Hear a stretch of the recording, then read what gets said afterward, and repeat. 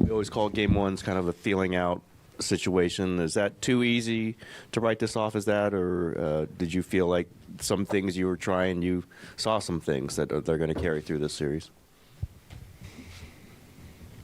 I feel like there's obviously a drastic difference between our last series and style of play with how the Lakers come at you on both ends of the floor. Their personnel, obviously AD had a big game, but for the most part, there's that little run in the third quarter where they got some momentum and took it to a 14-point lead at one point. But we obviously clawed our way back, tied it with minutes and change left, gave ourselves an opportunity. We know we need to clean up some stuff, a little too many turnovers on my part. Understanding AD's presence in the paint, he's, he has length, and the way that they're trying to funnel us into, the lane. We got to be able to see the floor a little bit better.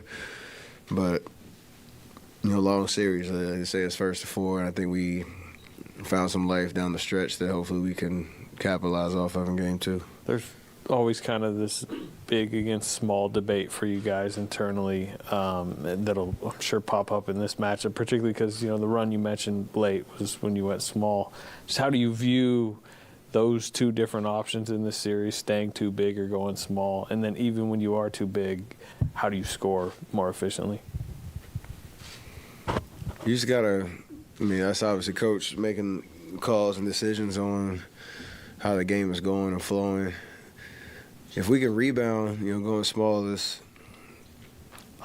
to our advantage. There was probably 3-4 possessions where you could see we got to stop, we got to rebound, we got to push. Somebody was open, and that's kind of how we like to play. If it's traditional and the way that they're playing us, we just got to be a little bit more organized in terms of our overall spacing. And like I said, respect how they're trying to guard us and where they're trying to push us on the floor. Excuse me.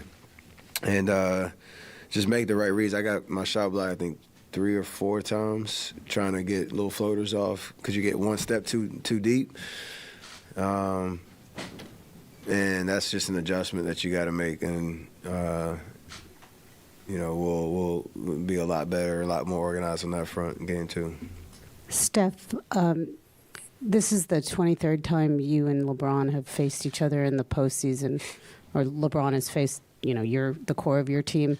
He just said it feels historic. I'm just wondering, how was it for you to play him? Obviously, this is the first time you played him at Chase, different team, but just how was the experience of seeing him again in the postseason?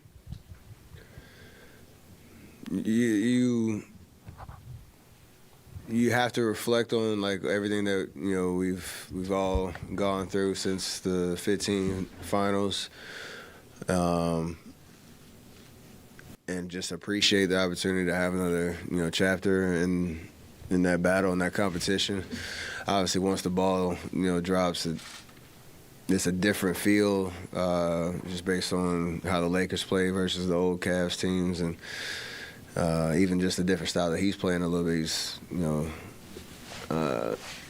trying to come at you a little differently, space you out a little bit. He's shooting a lot more threes and stuff like that. It's just a little different vibe.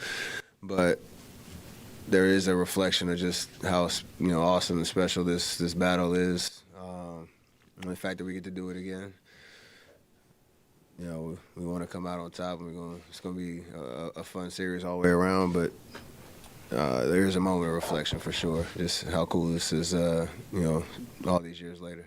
Quick follow-up to that one before I ask you another one, but what was going on when he was walking with you to the sideline when you were coming out of the game? Was that just a conversation, or was he trying to sneak onto your bench or something? He walked all the way down the court with you. Nah, he was just joking around about having to guard me all the way till I got to the bench. And also, what did you think about Jordan taking that shot? You were getting doubled. It was early. You did have a timeout. You fine with that shot? For sure. I know he made 6 of them tonight.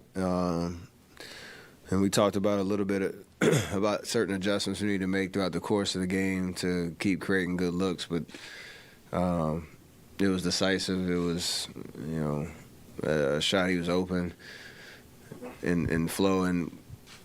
Considering how they guard us on that possession, trapping me at that half court, Draymond swinging it over to him. It's kind of in rhythm shot. But I'm sure he felt pretty good about it. That's why he shot it. There's no kind of, regrets on that. It's just, make or miss type situation. A lot of trust in him and his ability to put the ball in the basket. Steph, so Lakers tethering a lot. They got 25 free throws. So how would you guys to make an adjustment to control the foul trouble?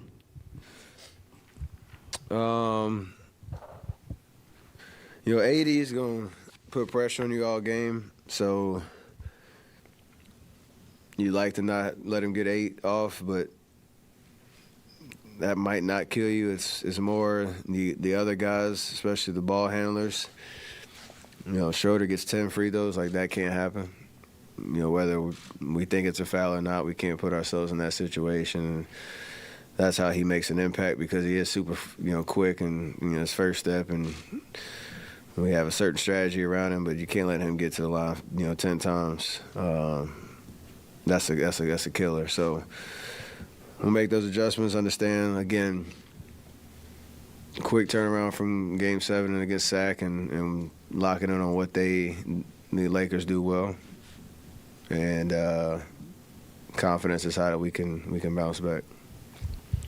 Steph, you mentioned AD's length in your first answer.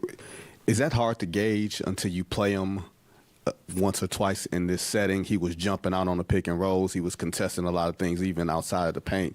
Does it take you a game or two with someone like him because he's long and quick? For sure. And it's also because of how they're playing us. They know they want to take away our threes, even though we got 50 of them up. Like they want to try to put pressure on the perimeter, funnel everything into the paint, and allow him to disrupt a lot. And close the space pretty quick. It's kind of deceiving. You feel like you have a good look to get it over the top and gets a fingertip on it. So you got to respect it. Like that's how he makes an impact on that end of the floor. And you can't be stubborn thinking you can just keep going in there. You still got to be able to drive, put pressure on the rim, but you can do it in a creative way. So yes, you got to feel it because it's impactful. With AD in the middle like he is and being a deterrent, really also blocking some shots, obviously, does that offer maybe with spacing a few more drive and kick opportunities? In other words, attack and then sort of get him and then. Yeah, you just depending on who's out there and there's probably whether it's Draymond and Loon or. Jermichael out there, he got some clean looks. You have to trust that somebody's going to be open, and whoever it is, have confidence to knock down a shot or get to the next action. But you can't have two guys on top of each other where, one guy can guard two and your spacing gets kind of killed and the ball stops. That's what they want. And I think a little bit in the third quarter, that's what kind of happened to us. And we figured it out a little bit in the fourth and kept putting pressure on them. That's how we got back in the game. But we got to do that from the jump in Game 2 to give ourselves much more flow on offense.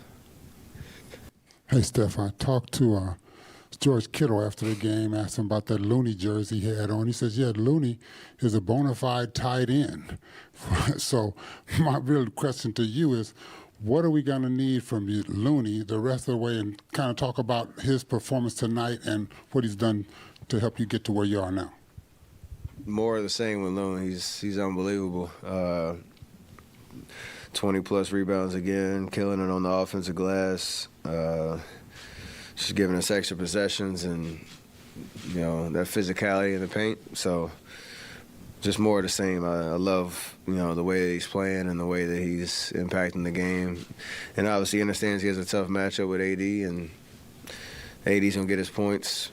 He's unbelievable offensive talent, but just making it tough on him. And we got to help him, try to secure some more of those rebounds and give him some support down there. But he's doing an amazing job. So I'm not up here to give Loon any more advice. He's doing it perfect. Great. That's it. Thank you. Appreciate that, Jeff.